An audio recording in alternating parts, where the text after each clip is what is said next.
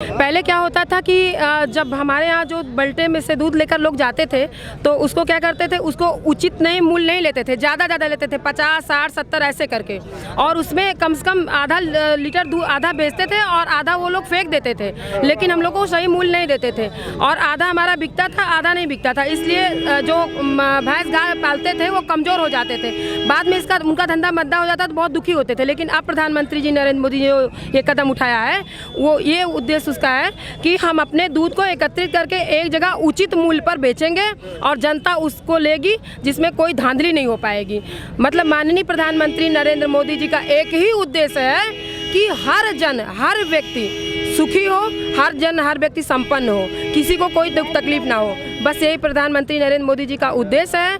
और माननीय प्रधानमंत्री नरेंद्र मोदी जी राष्ट्रभक्त हैं। हम लोग तो उनको भगवान के रूप में देखते हैं बस। हाँ, जबकि भगवान एक ही होता है, लेकिन हम लोग से वो नहीं देखते हैं। इसी माध्यम से हमारे गांव के पुरुषों को एक तरह से रोजगार भी मिलेगा, जो कोरोना काल में उन्होंने अपने अपने रोजगार को छोड़ा है और ग्रामीण क्षेत्रों के हिसाब से अपने पशुओं के थ्रू उनको एक रोजगार भी मिलेगा। और हमारी जनताओं को, हमारे गांव के महिलाओं को, पुरुषों को दूध की जो सुविधा होती थी, जो दूसरे जगह जाते थे, वो उनको अपने ही क्षेत्र में उचित मूल्य पे मिलेगा भी।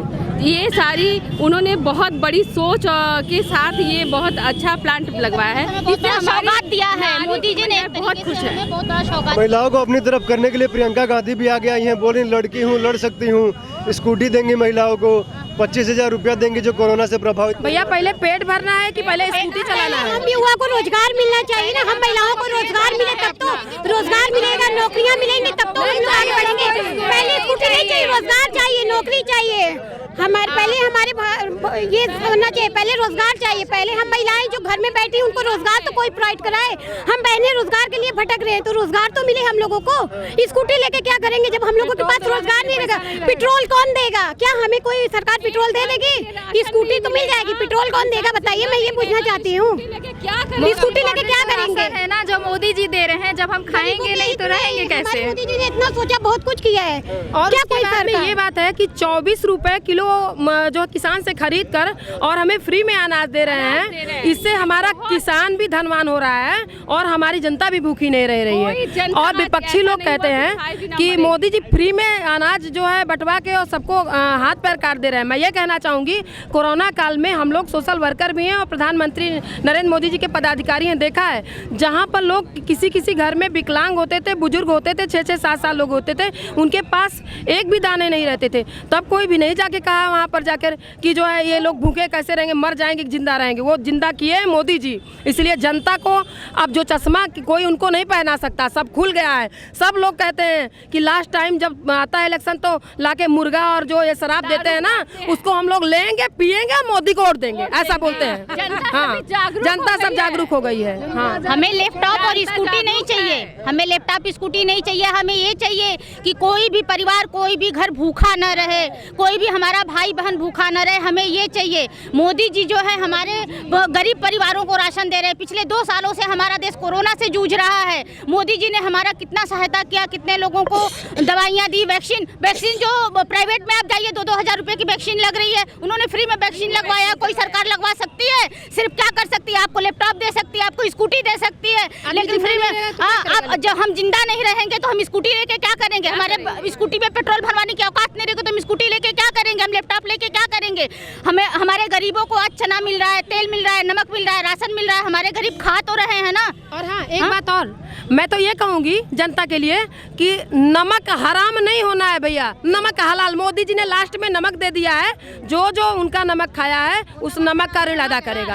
हाँ भैया, हम महिलाएं सुरक्षित हैं, सुरक्षित महसूस करते हैं, क्योंकि किनकी सरकार में, अपनी मोदी जी की सरकार में, उनकी मैं धन्यवाद दिल से देना चाहती हूँ। क्योंकि हम महिलाएं कहीं भी आ जा सकते हैं, कुछ भी कर सकते हैं। महिलाओं पे कोई वो नहीं है। पहले जो बलात्कार होते थे वो सब बंद हो चुके हैं, इसीलिए मैं उनको तहे दिल से धन्यवाद धन्यवाद देती हूँ। आजकल हम लोग फील करते हैं, आज हम महिलाएं अपने आप को बहुत फ्रीडम फील करते हैं। जब से हमारी मोदी और योगी की सरकार आई है, हम लोग अपने आप कहीं भी चले जाते हैं, कहीं भी चले आते हैं, हम लोग पे कभी कोई नजर भी नहीं डालता है, कभी कोई बोलता भी नहीं है। पहले क्या था कि छोटी मतलब कोई भी घर से निकलने में डरता रहता था। अच्छा, एक बात और आप लोग को हम बताना चाहेंगे कि एक माँ एक बाप 2 बच्चों को पैदा करती है, जब उनका बुढ़ापा आता है तो लोग अलग कर देते हैं, बंटवारा कर देते हैं कि 1 महीना आप खिलाओ, 1 महीना हम खिलाएंगे, और लास्ट में आकर के उनको घर से निकाल दिया जाता है। लेकिन हमारे मोदी जी इतने बड़े देश को फ्री में राशन दे रहे हैं और सबको खिला रहे हैं, इतना बड़ा परिवार चला रहे हैं। हाँ, मैं खुद एक नौकरी पेशे वाली इंसान हूँ, जबकि मुझे खुद गांव में पहले मैं रहती थी तो मुझे निकलने में खुद डर लगता था, शर्म लगता था कि लोग क्या कहेंगे। लेकिन अब ऐसा हो गया है कि मैं खुद नौकरी करके 10 बजे अकेले स्कूटी चला के मैं अपने घर गांव में आती हूँ, और प्लस उसके साथ मोदी जी की मैं खुद सेवा करती हूँ फ्री में। सोचिए, मैं अपने गाँव के लिए मैं इतना सब महिलाओं के लिए करती हूँ, फ्री में करती हूँ, जबकि ऐसा कुछ भी नहीं है कि मोदी जी हम लोग को कभी कुछ पैसा देते होंगे। अदर पार्टी वालों ने तो हर लोगों को पैसा दे के बुलाते हैं रैलियों में, फिर भी उनके यहाँ लोग नहीं जा पाते। और इनके शासनकाल में तो हमारी महिलाएं तो इतनी सुरक्षित है, हमारे गांव की महिलाएं सब अपने आप कह के आई हैं उनकी रैली में, किसी ने बुलाया तक नहीं है। विपक्ष बोल रहा है कि महिलाओं को पैसा नहीं दिया गया, लेकिन फिर भी हमारी महिलाएं उनके लिए आने के लिए एक्टिव है। हमारी महिलाएं कि हमारी महिलाएं एक्टिव है। देखिए, हम लोग चल के आ रहे, कोई पैसा नहीं है, कोई कुछ नहीं है, फिर भी हम महिलाएं आगे हैं। विपक्ष बोल रहा है कि महंगाई बढ़ गई है। जी, महंगाई कहाँ बढ़ी है? किसके सही लिए कह रहे हैं महंगाई बढ़ी? सिर्फ विपक्ष वालों के लिए मेरी बात महंगाई सुनिए। बढ़ी है। मैं आप लोगों से एक ही चीज़ कहना चाहूँ। विपक्ष में कहता है कि तेल बढ़ गया है, तो आप लोग जानते हैं कि तेल अब जो 5 लीटर खाते हैं तो उसको 3 लीटर कर दीजिए भैया। तेल के लिए क्या करेंगे? तेल बढ़ गया, जो राशन मुफ्त में खा रहे हैं, तेल के बिना भी चल सकता है, लेकिन राशन के बिना तो नहीं चल सकता है ना। तेल एक मुद्दा उठा लिया, तेल बढ़ गया। तेल कब तेल नहीं बढ़ा था?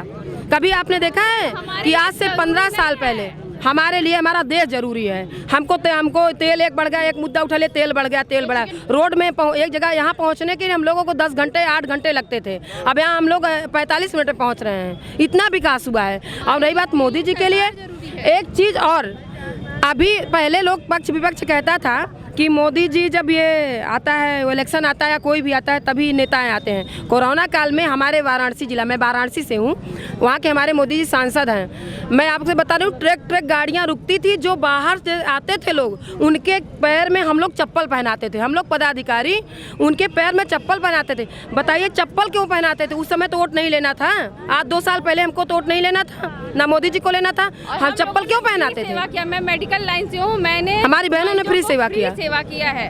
और उसके बाद में लोग कहते हैं मोदी जी ने क्या किया? क्योंकि कोरोना काल में तो कोई सरकार का वो नहीं ना था कि सरकार बननी है, बनाना है, ऐसा तो कुछ नहीं ना था। क्योंकि कोरोना काल में हमारी सरकार में बहुत किया है, महिलाओं को हर चीज, राशन प्रोवाइड किया, हर एक चीज किया है, हर सुविधा दिया है। तो अब क्या चाहिए?